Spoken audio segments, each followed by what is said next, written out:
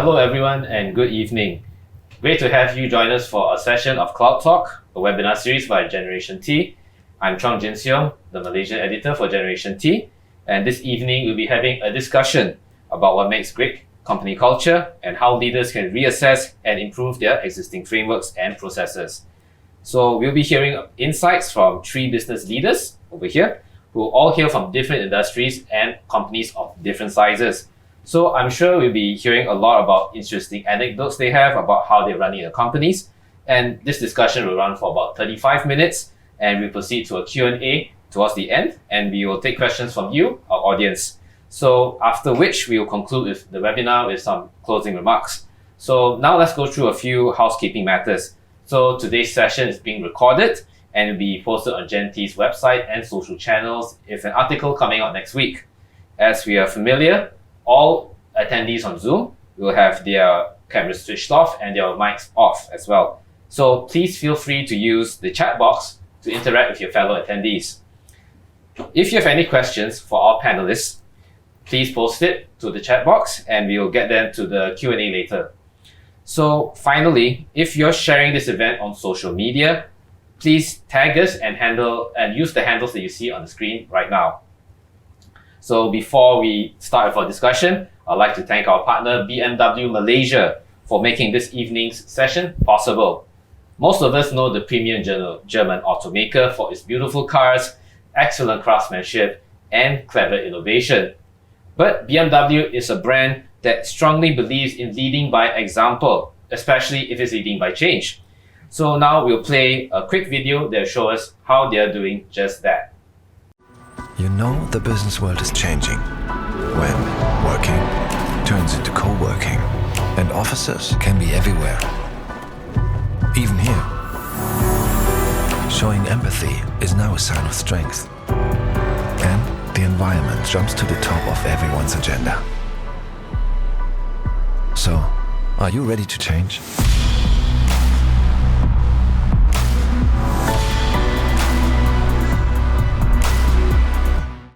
Alright, now the scene has been set, let's welcome our 3 panelists today to begin the discussion. So welcome to all of you, and thank you so much for taking the time off your busy schedules to join us today. So very quickly, let's go around the room and let's start around introductions. So I'll start from my left, going to the right. So Kevin, Kevin, you have 3 businesses. It's really crazy for you. I imagine it's crazy all the time right now, especially after post-COVID. So tell us a bit about yourself. Yeah, so good evening everyone. My name is Kevin Wu and I'm the founder and CEO of 3 various companies. My first startup is in the alternative protein industry. I run a venture-backed company based out of KL. My second startup is in the furniture retail space, so that deals with more traditional businesses and consumers. And my latest startup is my law firm, which is a full-service law firm based out of KL. I've been recently listed on TechList Gen.T as well as Forbes 30 Under 30. All right, thank you. And next to you, Nadiah. Hi everyone, I'm Nadiah. I'm the CEO of Thomson Hospital, Kota, Damansara, and also the Group CEO for TMC Life Sciences Berhad, which is a healthcare company listed on the Malaysian Stock Exchange. And we have businesses in hospitals, fertility clinics, traditional Chinese medicine, and also retail pharmacies. All right, thank you for that, Nadiah. And lastly, but not least, Ren Yi. Hi guys, so my name is Ren Yi. I'm one of the co-founders of MyBurgerLab and MyPizzaLab. We are a creative burger and pizza joint, and we've been around in the business for almost 9 years. Great, okay, I like it. Everyone's short and simple, so let's jump straight to the discussion then. So to set the scene up right now, in a time where a company can stretch all around the globe, culture is the glue that holds everything together. So it comes to no surprise that a company's culture is the key to success, and it acts as a code of conduct, a shared set of values that determines how things are done and within the company, and appealing to those who are going to be in the workplace, both their current and potential hires. So according to research, nearly 70% of business leaders agree that culture provides the greatest source of competitive advantage. So let me pose to you, Ren Yi, first question. How do you define company culture and what makes it an important responsibility of a leader? I think that the company culture is what the founder has to define and has to exude in his daily life, right? I think everyone beneath us will be looking up to us, and whatever we say and do, it's not just something that we tell others to do. We have to practice it, we have to live it. So for me, when I first started MyBurgerLab, I took a lot of inspirations from other companies that I worked with that I enjoyed being with. And I said, hey, look, those things made me want to stay. Those things want me to contribute more. So I want to make sure that was a part of my company. But apart from that, I also learned from the companies that I didn't enjoy being in because I wanted to make sure that bad culture wasn't a part of who we were. So it was a very conscious decision. And at the same time, I knew that I had to be the one who not only say it, but also act upon it. So to me, culture is not just a piece of paper that you stick on a wall and say, hey, look, this is who we are, and then you go on about your own business. I think it's something that we leaders have to live and hope to some extent the team sees that, gets inspired, and practices it as well. Okay, that's great to hear. Kevin, how about yourself? You manage 3 companies, so that must be really interesting setting up a culture within 3 companies, right? Yeah, so just building from what Ren Yi said, company culture is what you do and don't do. It's not just a set of principles that is written down on a website or on a piece of paper. It's something that you have to practice every single day. So for me, running 3 separate companies with employing people from various age groups, from boomers to millennials and Gen Zs, to define a culture, each business and each industry has its own kind of culture that dictates how customers behave or how your suppliers behave. So for me, I wouldn't say that each one of my ventures have the same culture, but I try to instill this standardized culture of being open and being transparent and leading and setting by example, not just in my professional life, but also in my personal life. I see. That's great to hear. And Nadiah, lastly for yourself, how do you approach culture within Thomson Hospital?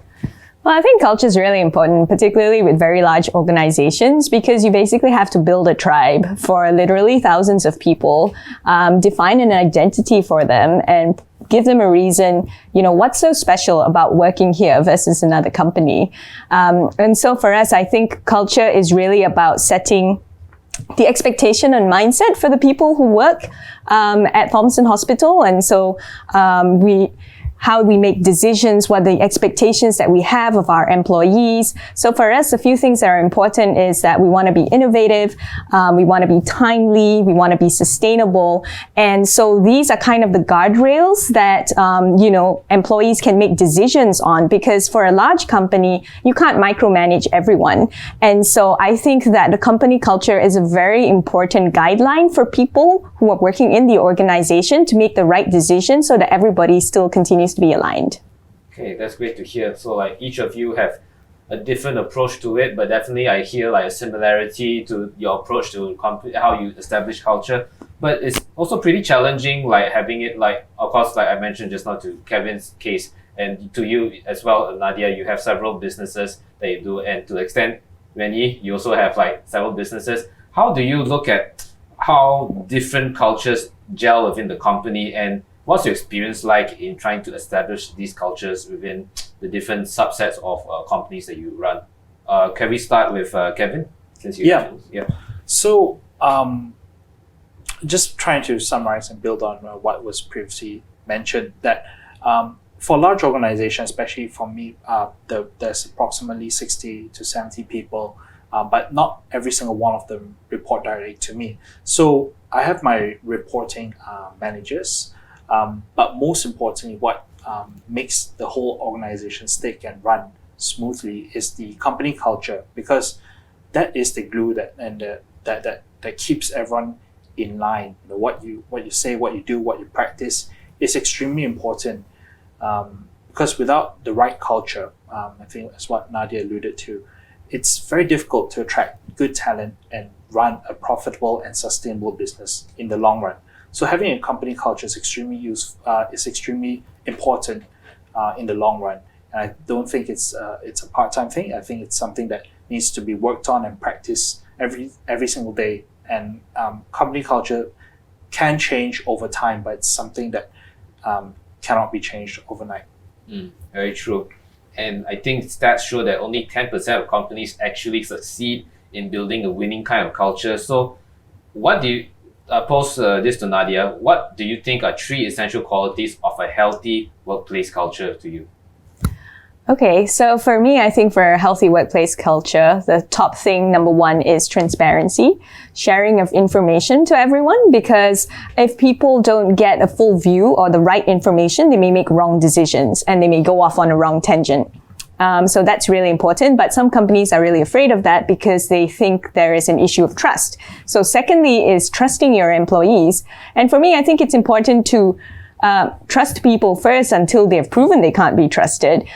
Because, in restricting ourselves in terms of empowering or giving them information, we're actually limiting ourselves unnecessarily. And by trusting employees and giving them information, they may come up with unexpected ideas. So for example, at Thomson, we started the drive-through PCR test very early on. And it was an idea from employees who saw what was happening in South Korea, and they said, let's do this. And they put it together within 2 weeks. So, that was completely up to them. They were empowered. You trust them. And, they have the information about whether it's working or not working. And everyone in the organization is pitching in together. So I think that that's really important as well. And last, of course, but not least, is communication. I think to build a culture, you need to consistently communicate the reason behind why you're doing things and not expect people to just read your mind or know what's happening, because in your mind, it might make sense that all the dots are connected, but other people are looking and saying like, what is this? So I think communicating is also really, really important.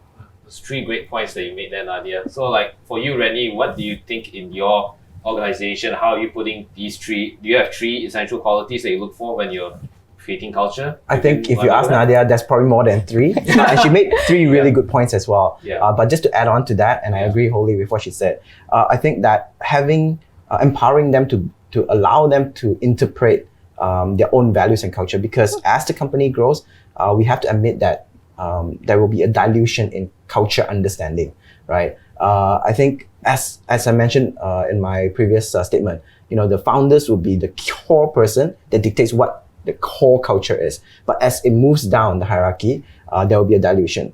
But you should keep it to, a level where it is still acceptable. So having that constant communication, that constant feedback with leaders of the company and seeing if they are still aligned is very important. And for my company, which is about 9 years old, in fact, our values and our cultures are shaped over time, and we take feedback from the different company leaders on, hey, look, who are we today? 3 years in, who are we today? Another 6 years in, who are we today? And how do we want to define that? What have we learned? What works, what doesn't work? And I think that's where the evolution is. So while I may not have 3 points, what I'm trying to say is that make it not just only yours, right? But make it a part of them as well. And when they have that feedback, they have a sense of ownership. And that's where you will see them continue to practice and educate the others when it comes to what the company value and culture is. And I think when you have that, people from outside will see it, and that's where you attract people of the same talent. And I love the story where the team came out with their own initiative to do the drive-thru initiative. And that is an example of a team that gels together, understand what the mission is, and went ahead and do it. So on my side, my team also does that occasionally, and they do surprise me when they come up with initiatives themselves. Although there are times where I go like, what was that, right? What's that all about? But allowing them to have successes, praise them, reward them, and allowing them to make failures, right? Hopefully not too big ones. I think that's what a great company should be, right? It shouldn't be always, hey, look, there's only success, there's no failure. And I think with that, you have a company that not just have great culture, but have a team that feels, and this sounds cliche, feels like a family, feels like a single unit. Change is an inevitable part about running a business, and we know that very well now. As you just mentioned, COVID-19 has really changed the way that culture plays into business today, and people are recalibrating their lives, and some are even looking at switching their jobs. So how does that affect your perception of being a good leader? Rennie, I think you face some of these problems, especially in your business with F&B being hit really hard. What's your experience like? You're talking about change, right? Yeah, about change. So, thankfully, in BurgerLab, from day one of the things that we say, the only constant is change, or change is the only constant.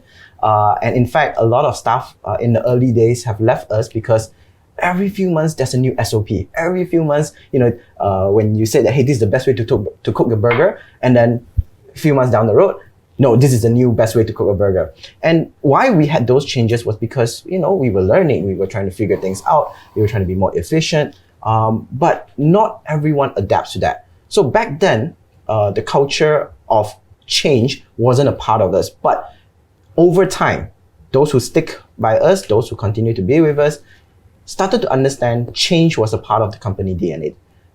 And that's one of the things I wanted to bring up. We talk about culture. What is actually culture? I think culture, just like individually, we're all ethnically different, but we have individual culture. Culture is something that is done over time. The values that you preserve, the values that you practice, the language that you use, that becomes culture. Same in a company.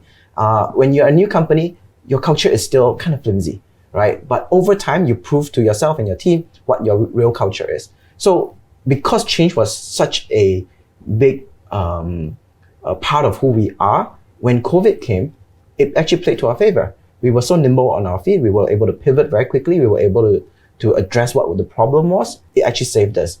We didn't make a lot of money, but we were able to pay bills. We were able to pay salary. We didn't have to retrench anyone. And that is credit to the team, where I was like, okay, this week we're going to do this. And the next week we're going to do that. And when the government were changing SOPs here and there, we were able to adapt to it. We were annoyed for sure. Yeah. But the adaptability was our DNA, was one of the small part of our culture. And I think that's where what great culture means, right? When you practice it long enough, when it truly, it stands the test of time. Right. That's great. Nadiah, I mean, you're obviously in the healthcare business. It was really challenging. So did the pandemic affect how you approach retaining your talents? Were people like burnt out and stuff like that? I'm sure you put some measures in place, but how did you deal with that? Yeah, it was really, really difficult. I think the first thing we had to confront was fear. A lot of people were very afraid of working with COVID. There was no vaccine at the time. We had a lot of staff town halls to explain to them what precautions we were taking. We had to constantly update them and share with them articles, invite outside experts to come in and address their concerns. So that was the first thing. And secondly, I think the entire personal life of people just went topsy-turvy because schools were closed, shops were closed. It's really funny, like when the photostat shops were closed, it's a big impact for people because suddenly they couldn't print out, I don't know, their kids' homework and things like that. So we actually started up our daycare center, Thomson Little Stars, in the middle of the pandemic, and it runs right up to the middle of the night because we've got to cover all the nurses who are doing 3 shifts. And we recognize that they have responsibility, taking care of their kids, their spouse, also their parents usually. And so it's really quite difficult. And you have to understand, I think, the whole psychological makeup of the people who were working during that time, during the pandemic. It was very difficult. And we had all these mental health awareness activities, expressive dance therapy sessions with the clinical psychologist. And I think people appreciated that. I think it's really important to be genuinely caring for people. I don't think that you could have a culture where the leader doesn't care about the people working in the company. But I think that's even more amplified in healthcare because if you expect the staff to take care of someone else, you got to take care of them first. Exactly. That's right. How more Gen Zs are going to be entering the workforce. And in the coming years, there'll be a new generation of people and they're going to bring new values and expectations to work. So the research says that they're even more purpose-driven than millennials and they are stickler for authenticity. So knowing that and showing, like you say, Nadiah, how a company cares for them and how, do they align with your values? Can I pose the question to you, Rennie? How do you take that into consideration when developing the culture for the next generation of employees that are coming in? So here's the thing. I think every generation catch the flag. The previous generation always complain about the next generation. Back in the days, it was the millennials that was causing all the problem, right? And I'm quite sure back in the days, the boomers were complaining that the Gen X, right, were the ones that, they don't care about hard work, this and that. I think it's human evolution. I think more than ever, now that a lot of our basic needs are met and in an age of digitization and information, people know that, hey, there is something better out there. There are better work culture, there are better work practices, right? And I don't think it's wrong to demand that. So as a company, while it can be annoying sometimes that, hey, look, we got to address this is the new norm. I think what the Gen Z wants, the millennial wants too. It's just that they might be too, not arrogant, but too prideful to say, hey, that's what I want, but I've gone through the hardship. Why can't you go through the hardship, right? But if you think about it, if I was in a Gen Z shoe, I want the workplace that they describe. I want the workplace. I wish that when I started working out, that was what I experienced, right? And I think every generation should be doing better than the next. So again, us as MyBurgerLab, we are that flexible. In fact, right now within the team, we are talking about how do we address all these new needs, the new pay grade, right? And in F&B, it's a little bit challenging, not more challenging than the others, but right now it's because F&B in Malaysia has been ingrained with certain practices and certain norms across the industry. And if you want to break that chain, it's very difficult. And we're trying to find ways around it. But again, what I'm trying to say here is every generation should be doing better than the next. It's not about being lazy. I think it's about being more efficient. It's all about being purpose-driven. Back in the days, it's, hey, you got a job, be happy about it, right? But what if you have a job and you love your job and you are damn good at it, right? And everyone can achieve some level of ikigai, right, as they call it. I think that should be the pursuit, rather than saying, hey, look, this generation is snowflake, right? Every generation is snowflake to the prior. Yeah. So yeah. Agree. So Kevin, I mean, in your businesses, you have I understand that your law firm in particular, you are doing something different. And is that something different that between the different companies like Ento and your law firm, that you have different sets of people and you are trying to attract different talents for them? So how is that for you in this case, for Gen Z who are coming in? Yeah. So just to contrast between my Ento, which is a food tech startup, and my law firm, they're completely different industries. So my startup is more like the typical millennial Gen Z culture where things are more laid back, flexible. Everything it's I guess it's not so fixed, right? Because we need to be adaptable as we evolve our business model over time. Compared to a traditional industry like the legal industry, everyone that I interview or hire come from somewhat a traditional industry, because it's the nature of the industry that there are rules, there are procedures, and this is replicated throughout the cultures replicated throughout other legal firms, especially coming from a large law firm myself where I was trained as a corporate lawyer. The rules are very fixed, and just to contrast that firm and different companies, that it requires different skills, and the way you communicate with people may be different. So it really depends on your industry, which industry you're in, and what are they, as Renyi alluded to, what's common practice within the industry. And sometimes very tough because it's a structural culture that is very difficult to change overnight. I see. So maybe for you, Nadiah, I got a different question for you. How would you create a work culture that is authentic and meaningful and fully engaged with your employees? I mean, surely you have some experience doing that, right? Well, it's a lot of communication, a lot of talking, a lot of listening. For example, in the hospital, we have this clash of civilizations because our consultants are usually in their 50s. And by and large, the nurses are in their 20s. And you see a lot of clashes in terms like, for example, communication preferences. So the doctors always want somebody to talk to them face to face or call. And the younger generation is like, I don't want to pick up the phone. I just want to text you and you just reply. And then maybe if you don't reply, I might call you, but I want to avoid talking to you as much as possible. And so this can cause a lot of misunderstandings, unhappiness, because they feel uncomfortable with just how things are happening. And so you always have to like bring groups together, discuss what is the middle ground and come to an agreement, because I think the one thing that everyone agrees is that change is going to happen. So the reality of, WhatsApp groups at work is not going to go away. And people just have to adapt to that. And we have to figure out, well, for Thomson, what does that mean? Should we have a policy? What are the expectations around chat groups at work? And these are the kind of questions that you always have to ask yourself when the next thing comes around. So it's definitely very messy because you're dealing with human emotions, you're dealing with people's preferences, their level of comfort with things. But I think it's really important as a leader that you focus on that. I think people takes up, majority of the time of a leader, that and also strategy and visioning. So I think it's a really important part that people should not let go of, and you have to, keep trying to build that middle ground and so that you can cross across all the different stakeholder groups that you may have in your organization and keep asking the questions. Great point over there.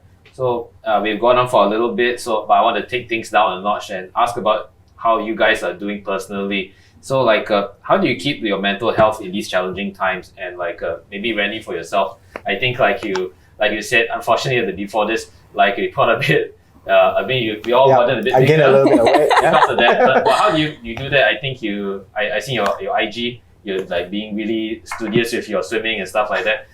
Is that something that you do for your mental health or other activities? I'll be honest, I'm on auto mode for the most part for the last 3 years. Burned out a long time ago. But I think the ability for founders to persevere is quite amazing. For a lot of times, I thought I was done. And I was like, you know what, I'm done. I just want to call it quits. But the next day you wake up and you go like, I gotta do this. I gotta do this for the team, right? So whether I burned out or not, or was it a true burnout, or is the fact that burnout is just a sort of a myth, I don't know. But I've gone through that up and down. But I know it's a cycle, right? It's never gonna be, rainbows and unicorns every other day, right? But on the days that I'm down, I found out what works for me in terms of cheering me up. And as you rightly pointed out, food is something that makes me happy. Yeah. So during COVID, while I was battling fires here and there, whenever I was down, I went to my favorite restaurants and supported them, right? So this is all, a byproduct of supporting local businesses, all right? But that being said, you gotta find what works for you, right? For me, swimming was a thing that really worked well for me. I felt like I was flying. I had the freedom. When I swim, I feel like I have the freedom, and all my stress just kind of leaks out, right? Not in that way, but leaks out in the pool, right? So the stress just goes away. So I think for everyone it's different. Some people is running, some people is reading, some people is meditation, and it's important for us as leaders to find what works for us in terms of getting out of a burnout cycle, and more importantly, having the companionship. Having people that you can confide in different things. I have business mentors that I can talk to about certain problems. I have my girlfriend that I can talk to about certain problems, and I have close friends that I can talk to about certain problems. And I think having that network and that circle of protection is key. And I think it's a basic human necessity. And a lot of times when in work, you forget about that. You get so sucked into work every other day. Very true, very true. So I think we only have enough time for that. So I'm going to ask one last question. This is just to wrap up the discussion. So before we proceed to the Q&A, I have one final question for the three of you. And that is, in one sentence, what is the best practice for leaders to know in order to build a strong and healthy company culture? I mean, best practices, basically. Kevin, can we start with you before moving down to the rest? Yeah, just communicate effectively with your team members. Communication with team members. Yeah. All right. It's short and simple. Nadiah, yourself? I think it's important that you have to care. You have to care for the people who are working with you, and you have to care about the product, because if you don't care, then I think that lack of authenticity will come out, and it's very difficult to sustain over a long period of time. So authenticity, and okay, finally, Reggie? People. I think people are our most important asset, and build your company around the people. And it's going to be different for different industry, different companies, right? But whoever you attract, make sure that they are aligned, and not just you build it around them, but make sure they are a part of that building process. All right. So now it's come the time for Q&A. So we'll proceed to the Q&A session with our audience. And I see that we already have some questions in the chat box. So I'll take one right now. Just give me a second. All right. So the question is, what should no longer be part of a company's culture, and what kind of what kind of behaviors should leaders look out for and actively reject? Shall I post that to you, Nadiah? Yeah, I think it's important, because I said caring is important, right? Exactly. So the converse is that if you have someone within your organization who's only out for him or herself, then that's a warning sign for me, because I think that it's really difficult for other people to follow someone when that person clearly doesn't care or is only out for themselves. So I think that that's definitely one warning sign that I would not want to tolerate. And on a lighter note, I personally think that suits and ties should go out the window. There's climate change, and we spend way too much energy trying to air condition buildings just so people have to lift some dress code that was, from the industrial era. I see. Well, I Good think point. if two contrasting ones, obviously your lawyers have to dress up, right? Yeah. And I love my t-shirt and This guy. Yeah, exactly. Oh, we have one more question here. So, okay. What were some of the challenges you faced when you're creating culture, and how did you overcome them? So maybe like Ren Yi. Resistance. Resistance. People hate change by nature. And there are days where I have to fight them and say, hey, look, trust me, give me 2 months, right? Let's practice this. And if it all fails, right, then we go back to where it was. So having that negotiation helps a lot. But sometimes it's just pure resistance and go like, hey, you say you want to listen to us. Now we're telling you no, but you are insisting this on us. But sometimes as a leader, you know deep in your heart that, hey, look, this is good, and we need to make this change. And it's going to be a pain in the A, right? But it needs to be done. But I think there must be a middle ground to say, hey, look, how about this? We give this a try. And that is what usually works for us. And there are days, or there are times where some culture change didn't work and I was wrong. And when at the end of the day, I will admit and say, look, that wasn't a great idea and you guys were right. But when you have that back and forth, the team knows, hey, when he's going to execute something, or he's going to implement something, we can give our input. And if it doesn't turn out, at least he listens. Yeah. But the hardest part is there will always be resistance. No matter what, there's always resistance. Right. So I got a question here for Nadiah. So the question is, what are the important traits a leader should have to act as a mentor to their staff? And what makes a good mentor? Well, I think firstly, you have to listen because you need to know what people are looking for. See, not everyone is the same. Some people are actually quite happy doing what they're doing, and particularly in healthcare, right? Because you can rise up through the organization, become a CEO, or I can just be a specialist. I could be a very, very good pharmacist, for example. So you always have to understand what are people's underlying motivations and see how you can help them get there. So I think it's really important that A, you listen, have empathy, and B, you can switch your roles around. So I'm not saying that everything is always feel good, right? That's not reality. Sometimes you have difficult conversations with people, and sometimes the resistance can be as such that eventually they decide to leave. And that's not a reflection of your failure or theirs in particular. Maybe it just wasn't a good fit. So for me, I believe that there's always a place for everyone, but it might not necessarily be in that organization or that department. But having that open mind, sort of consider what are the possibilities, is really important, because your people are the most important resource that you have. And how you play with that, how you manage that, is key to your success. Right. Aptly said. There's another follow-up for you, Nadiah. So I think it's asking about your experience of running a hospital in these challenging times, and it calls for a lot of dedication from your staff, I'm pretty sure. So what was your experience in building up and keeping them, up and upbeat practically? You mentioned there were so many challenges with schools closing down and having to keep everyone is just so stressed up. So how did you deal with that? Well, I think in healthcare, at least, there's always one absolute, which is the patient safety comes first. Because I always tell my staff, if the outcome is good, they can complain about the food tasting horrible. They can complain about, bed sheets are not soft enough. But all that pales into, what is the priority here? That I walk out of the hospital well. And I think it's really important to, again, always remind people about the mission, about why they're here, and the purpose that they're serving day in, day out, because it can get really exhausting. It can feel like thankless because people will complain about little things. And sometimes you just tell them like, look, it's okay, because people are allowed to have bad days, Sometimes I tell them like, look, maybe the doctor just had a really stressful surgery. Two things that I personally think should be reevaluated is unpaid overtime. A lot of industries, and including in F&B, there are situations like this where, you know what, this work requires you to put in extra hour. You are expected to work on the weekends, right? It's a 6-day work week. I think that's unhealthy. I think more than ever, people are realizing that, hey, look, there must be to some extent, work-life balance. I also believe that work is life, life is work, but you need that time off for you to perform, right? Someone who works 6 days a week, and I'll be the first to say that, hey, we did practice that. Certain lower entry jobs do require them to work 6 days. But that 1 day of rest is really no rest.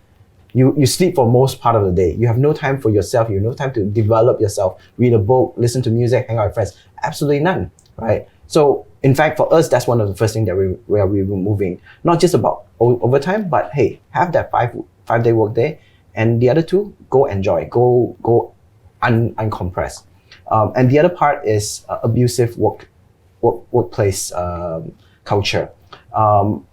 Again, I think recently in Singapore, there was this, I think NOS, they had this drama whereby, the language she used is very common, right? When the boss, sometimes they will speak like that. But I don't think that should be normal. In fact, in a restaurant, Gordon Ramsay is one that popularizes, the idea that the angry chef is cool, right? But it shouldn't be that way. And that's something that we don't practice. And from day one, we never practice that way. But when people come and work with us, certain people that work in the kitchen, they're like, this is so refreshing, right? And that you don't have to fear the chef all the time. And I also know this exists in some offices. So that can be done away. And those are the things that I feel moving forward should be addressed and should not be normalized. Okay, I think we have time for just one last question, and I'm going to pose it to you, Nadiah. Although I think this was mentioned sometime before. So what can you say about company culture that we say treat each other like family? It sounds like a cliche sometimes, as Chin Ren Yi has said before. So is it still relevant in these times, do you feel, especially in the healthcare industry? Yeah, I think that, treat family is, like I said, it's always a bed of roses, right? So sometimes, you get pissed off at each other, or you have to communicate, right? Because you realize that you're all in the same boat. So I think this was really important. Interestingly, I think with COVID, in the beginning, nobody knew much about the virus. Was it airborne? Was it contact precaution? What do we do? And to make it worse, there was a supply chain crunch. Couldn't even get basic PPE. And it created sort of an environment where, look, we're all in this together. Let's just innovate. Let's just 3D print, attachments to snorkel masks and wear them in the OT. Let's just do it, right? We don't have time to sort of think about, what are the issues. But now when we're going into endemic, then you start getting the questions like, should we be treating COVID patients long-term? Because, maybe the other patients might be afraid of coming to the hospital. And that's when you start having the discussions. Well, for me personally, I feel like, every patient's life matters, and they shouldn't stop becoming your patient just because they have COVID and you send them to a public hospital. And so we're having all of these discussions all the time with them, to sort of come to an agreement together, right? That this is where we are heading. And when we have these discussions, values are really important, because I think in a crisis, you don't have facts and information. What are you acting on? You're acting based on your values as your North Star, in terms of these are the kind of people we want to be, right? This is the kind of hospital we want to be. We're not just here to take your money and help you when you're a good patient for us, but when you become a difficult patient, we're just going to let you go. That's not us, right? So I think it's really important that you keep remembering that, and have people around you who are honest to remind you as a leader that this is some conversations that you need to be having. All right. Unfortunately, we've run out of time. I know we had some questions still coming in, but unfortunately we have run out of time. But so that's all the time we have tonight. And thank you everyone for making the time to come here and answer and have this really great discussion with it. I think it was really very insightful, everyone. And I hope each one of us takes away something from this discussion as well. So for guests who didn't get to get your questions answered or have any further questions, please direct them to the Gen.T team and we'll follow up on this for you. And thank you to the speakers, like I mentioned. It's really great to be seeing you in person. I think a lot of us have been spending away time from each other too long, and it's great to have a discussion in person as well. And finally, a big thanks to our partner BMW Malaysia for making tonight's event possible. So do check out the article, which will be coming out next week on Gen.T's website and social channels. And again, if you're posting anything about this event on social media, please use the tags that you see on the screen right now. So with that, thanks everyone, and I'm Chong Jinn Xiung. Good night.